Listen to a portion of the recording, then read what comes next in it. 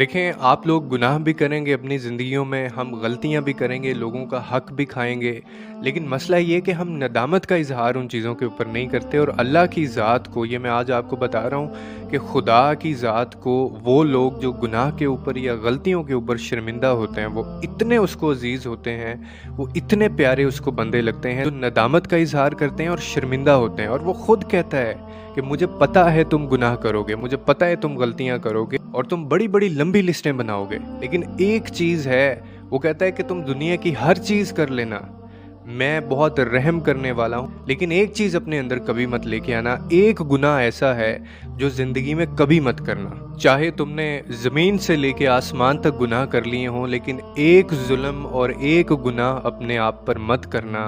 और वो गुनाह क्या है कि मेरी रहमत से कभी मायूस मत होना।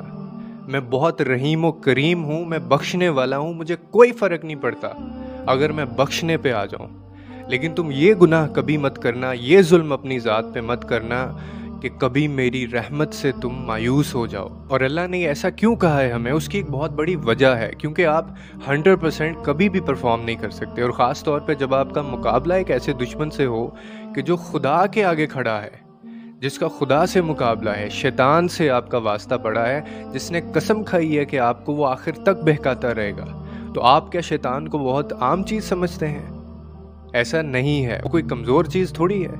इसीलिए मेरे अल्लाह ने मायूसी को सबसे बड़ा गुनाह कहा है कि तुम मेरी रहमत से कभी मायूस ना होना, क्योंकि उसी जगह पे खड़े होकर शैतान ने भी ये कहा था कि मैं सारी उम्र लोगों को बहकाऊंगा, तेरे बंदों को बहकाऊंगा। लेकिन क्या खूबसूरत ज़ात है मेरे अल्लाह की कि उसने अपने बंदे के लिए जो अपनी रहमत का दरवाज़ा है वो सारी उम्र खुला छोड़ा है। तुम कभी भी आ जाओ, जिस मर्जी हालत में आ जाओ, वो माफ़ करने वाला है। इससे बड़ी कोई रिलैक्सेशन, इससे बड़ी कोई फेवर हमें दे सकता है? मुझे बताएं आप। तो फिर हम लोग अगर मायूसी करें, हम लोग अगर उसकी रहमत से मायूस हो जाएं, तो फिर ज़रूर आप शैतान को जीतने देंगे। अल्लाह ने सिर्फ एक चीज़ आपसे मांगी है, उसने कहा जो मर्जी कर लो, मैं माफ़ कर दूंगा, लेकिन मेरी रहमत से मायूस मत होना। मसला ये है कि हम लोग चीज़ों को समझते नहीं हैं। आप शैतान की बायोग्राफी पढ़ के तो देखें, मतलब उसके शैतान होने से पहले की जो उसकी ज़िंदगी थी, जो बायोग्राफी थी, आप उसको पढ़ के तो देखें। जाहिद, आबिद, वाली, तकी, अज़ाज़ील, इतने बड़े बड़े टाइटल उसके साथ जुड़े हुए थे। कबाज़ील, उस्तादुल मलाइका, यानी फरिश्तों का उस्ताद रहा है, मुकर्रबीन का उस्ताद रहा है। इतने बड़े बड़े टाइटल थे उसके नाम। 40,000 साल तक जन्नत का खजानची रहा है। इबादत और रियाजतों के अंदर उसने जो झंडे गाड़े वो किसी ने आज तक नहीं किया। ये जो आसमानी मखलूक है उसके लिए वो एक काबिल रश्क पर्सनैलिटी रहा है।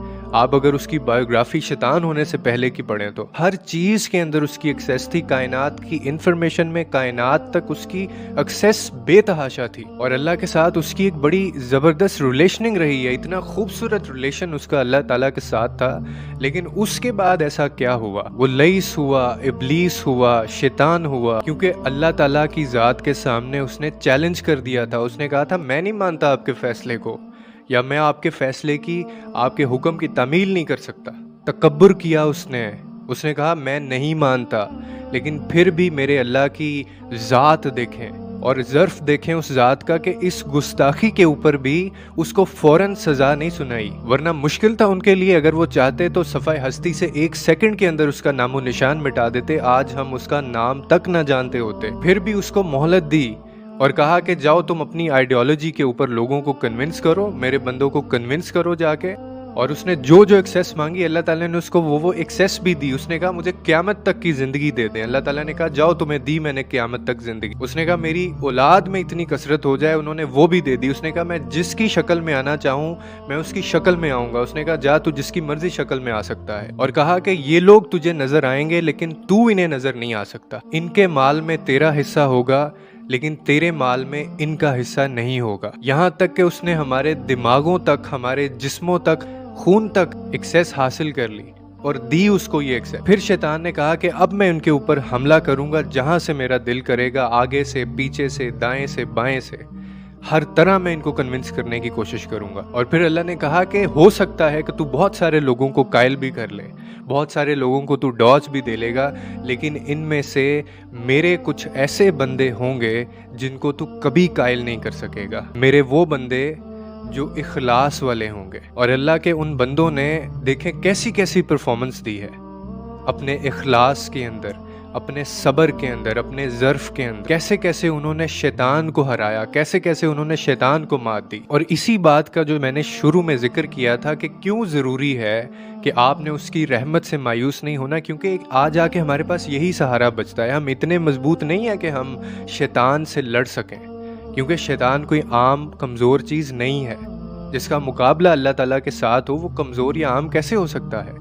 लेकिन एक ऐसी चीज़ है जिसमें अल्लाह ताला ने हमें रिलैक्सेशन दी है, और वो ये है कि वो कहता है कि तुम दुनिया के सारे गुनाह कर लेना लेकिन कभी मेरी रहमत से मायूस मत होना। और यहीं पे आके शैतान परफॉर्म करता है। जो बंदा यहाँ पे आके रुक जाता है, जो गुनाह करता है, नदामत का इजहार नहीं करता, शर्मिंदा नहीं होता, गलती करता है माफ़ी नहीं मांगता, शर्मिंदा नहीं होता, तो सिर्फ़ एक ये चीज़ अपनी ज़िंदगी के अंदर लेके आ जाएं। और अल्लाह को ऐसे बंदे इतने पसंद हैं, उसको ये नदामत, उसको ये शर्मिंदगी इतनी पसंद है कि वो बार बार आपको देखना चाहता है। ऐसा कभी कभी वो सिर्फ़ इस वजह से भी दुआएं कबूल नहीं कर रहा होता, कभी भी वो सिर्फ़ इसी वजह से हमारा जो काम हमें लगता है जो होना चाहिए वो नहीं हो रहा होता, क्योंकि वो चाहता है कि हम सजदे में उसके पास गिरे रहें। उसको अच्छा लगता है अपने बंदे का गिड़गिड़ाना, दुआएं मांगना, रोना, रातों को उठ उठ के जागना, दुआएं करना। तो एक ये गुनाह कभी ज़िंदगी में मत करना। बाकी वो बहुत रहीम व करीम है, और कोई भी दुनिया में ऐसा बंदा नहीं है उसकी रहमत से दूर होगा।